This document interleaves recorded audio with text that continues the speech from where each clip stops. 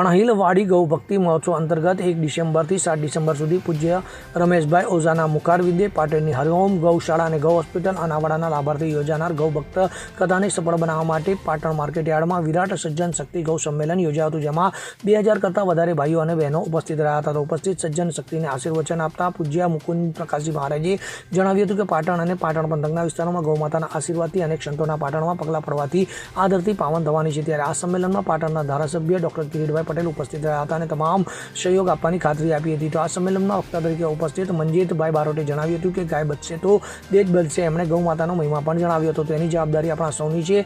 તો ગૌ ભાગવત કથાની ચાલી રહેલ તૈયારીઓ અંગે ભીખાભાઈ પટેલે જણાવ્યું હતું કે હરિઓમ ગૌશાળાને આર્થિક રીતે સદ્ધર બનાવવા માટે સૌને પોતાનાથી બનતો યથાર્થ ફાળો આપવો જોઈએ. તો આગામી 22મી સપ્ટેમ્બરથી ગામે ગામ રથયાત્રાઓ નીકળવાની છે, જેનું પ્રસ્થાન વાણીનાથ ચોકથી સવારે 9 વાગે થશે. તો આ સમગ્ર કથા સામાજિક સમરસતાના આધાર પર થશે, જેનો પ્રારંભ 11 વાલ્મીકી સમાજની દીકરીઓ પૂજ્ય રમેશભાઈ ઓઝાની કુમકુમ તિલક કરી કથા પ્રારંભ કરાવશે. પાટણની તમામ સોસાયટીઓમાં રથ દ્વારા સંપર્ક કરવામાં આવશે. તો સંમેલનમાં દિનેશભાઈ જોશીએ કથા માટે પોથી યજમાન તથા અન્ય દાતાઓની જાહેરાત કરી હતી. એમનું પૂજ્ય મુકુંદ પ્રકાશજી મહારાજના હસ્તે સન્માન કરવામાં આવ્યું હતું. એપીસીએનના ચેરમેન સ્નેહલભાઈ પટેલે પોતાની આગવી શૈલીમાં ઉપસ્થિત તમામને ગૌમય બનાવ્યા હતા. તો સંમેલનમાં રાષ્ટ્રીય સ્વયંસેવક સંઘના જિલ્લા કાર્યવાહી નિલેશભાઈ ગોયલે શતાબ્દી દિવસની જાણકારી આપી હતી. સંમેલનના ભોજનદાતા હરગોવનભાઈ સિરવાડિયાએ પ્રાસંગિક ઉદ્બોધન કર્યું હતું. તો આ સંમેલનમાં કથાના મુખ્ય દાતા ચૈતનભાઈ વ્યાસ ઉપસ્થિત રહ્યા હતા. તો સંમેલનમાં મોટી સંખ્યામાં માતૃશક્તિ પણ ઉપસ્થિત રહી હતી. તો આ કાર્યક્રમનું સંચાલન બુધરભાઈ શિરવાડિયા દ્વારા કરાયું હતું તથા આભાર દર્શન ગૌભક્ત અને સામાજિક અગ્રણી યતીનભાઈ ગાંધીએ કર્યું હતું. રમેશભાઈ ઓઝાની 7 દિવસની કથાનું થીમ એ સમરસતા રહેવાનું છે, સામાજિક સમરસતા. આપણે 11 વાલ્મીકી સમાજની બહેનો દ્વારા પરમ પૂજ્ય રમેશભાઈ ઓઝાનું સ્વાગત કરાવવાના છીએ. પહેલું સ્વાગત આપણા વાલ્મીકી સમાજની દીકરીઓ કરશે.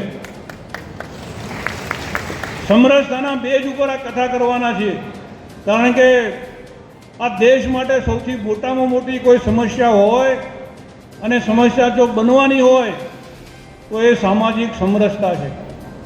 એ સામાજિક સમરસતાનો હેતુ સિદ્ધ થાય એવો પ્રયત્ન પણ આપણા કથા દ્વારા કરવાના છીએ.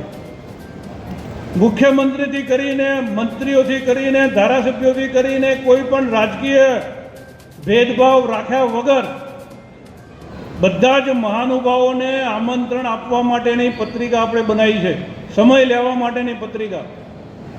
એ કયા દિવસે 1લી તારીખથી 7મી તારીખમાં આવશે, ગો રજ સાથેની આમંત્રણ પત્રિકાની અંદર એમનો સમય લેવા માટેની પત્રિકા બનાવી છે. એટલે આ બધા જ લોકો પાટણની અંદર આવવાના છે. પાટણ પંથક સિવાય ગુજરાતથી પણ અનેક લોકો, ગુજરાતના પણ અનેક શહેરોના લોકો પાટણની અંદર આવવાના છે. આપણે નાની મોટી અનેક જવાબદારીની અંદર. ઇદ્રિસ શેખ સાથે CN24 ન્યૂઝ પાટણ.